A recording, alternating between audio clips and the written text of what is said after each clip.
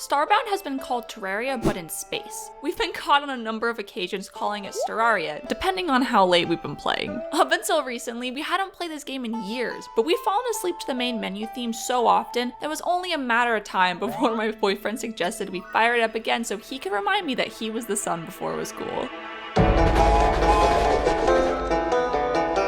When we first started dating, my boyfriend was throwing new games at me left and right, and I pretty much went from not having a clue what Steam was to building a respectable library in the span of like 6 months. When he found Starbound, he told me he'd tried out first in the event that it didn't live up to the hype, as not to have me buy a game we'd only play like one time. But that was the moment I proved to him that I was committed to this relationship.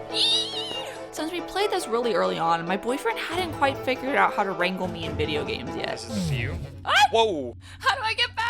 I remember both of us trying to figure out why the final boss kept one-shotting me, and him eventually asking what kind of armor I was wearing. I'll never forget the way he laughed when I sat there quiet for a second and was just like, there's armor? I can't believe that you didn't tell me that there was armor in this game. You never asked. I don't know if that makes me super hardcore or what, but being bathed in fire as an infant gamer has only made me tougher. Initially, we looked at Starbound using Terraria tinted glasses and built up a little house on the starter planet together. Once we figured out we could just take our ship up and leave, we decided our time would be much better spent decking it out instead. This will be my new home.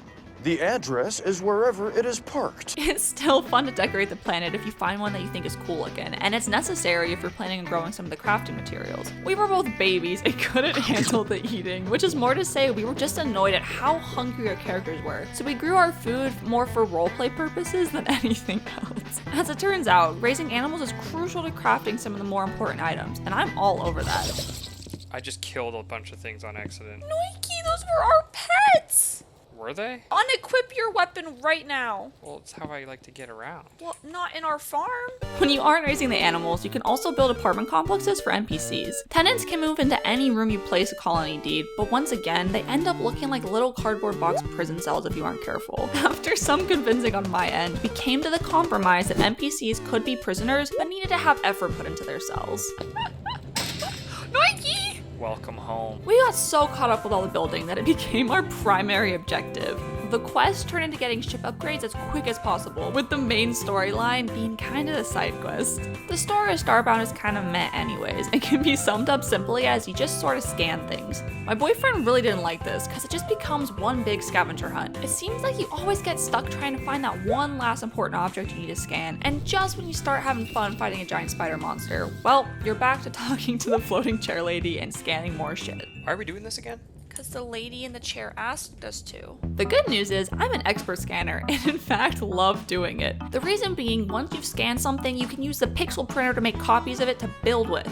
Decking out my ship with cool stuff did many of the story scanning for me, which is nice. And every time I find a place, my boyfriend would just beam down and join me. It's always a race to find the stuff first. When we started this journey, I thought we were the heroes, but it didn't take long for me to figure out that we're actually villains. Every innocent civilization we stumbled upon was victim to unapologetic looting of their walls and furniture. People would be running and screaming for help while the two of us fight over who gets to steal what. Mine. No, I found it first. It's mine. Ooh, I like the fountain. So while I was doing all the important stuff, my boyfriend was tunneling deep underground, gathering the materials to build us the EPPs. I'm still not entirely clear on what the hell that stands for, but I've been warned numerous times not to take it off or I'll end up like that kid on the Magic School Bus. The different worlds you visit loop around on themselves, which in retrospect makes a lot of sense. But what's concerning is I didn't realize this until recently. It's weird to think that I just kept running in a massive circle way back when and never put 2 and 2 together. Wait, I just wanted a circle. You didn't know that? I mean, it doesn't do that in Terraria. Well, this isn't Terraria. Between the two of us, he's much more eager to blast off into space on an adventure. Even though it never happened once, I was super anxious about running out of fuel in the middle of nowhere. I know we have hordes of the stuff in the ship, but have you seen gas prices these days? Look at it from my perspective. I've road tripped with him enough to know that we're not gonna remember to pull over unless the gas light turns on. Looks like we're gonna need some gas. Oh? Well, how much gas you think is in there right now? Well, it's on E. For better or for worse, we've made a quarter of a tank last far longer than I thought it could. But I'm in no rush to see the purple frosting monster again.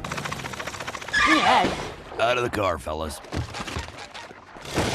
The combat is something neither of us are particularly good at. You have a stamina bar that dictates all your different weapons. So for example, when you have a gun, it consumes stamina, and when you run out, you've got to stop firing the gun. I don't know why, but I could never wrap my head around this. Every time I see a green stamina bar in a game, I just immediately think of run energy and stance breaking. To this day, I'm still not sure we're doing it right, but we managed to have a pretty good time dying constantly nonetheless. Die. I'm not gonna let you die like that, Tarn. Tarn, did you just die? I did. No! My promise was broken! Oh no! There's a ton of really minor but cool features in the game that I feel like we hardly interfaced with years ago. Like, I don't think either of us knew you could get hover bikes and boats to sail on. They're kinda niche and only work on certain planets, but it's still fun to just ride them around. Oh my god. Are we gonna make it? I told you four-wheel drive was a good idea. Oh my god, shut up.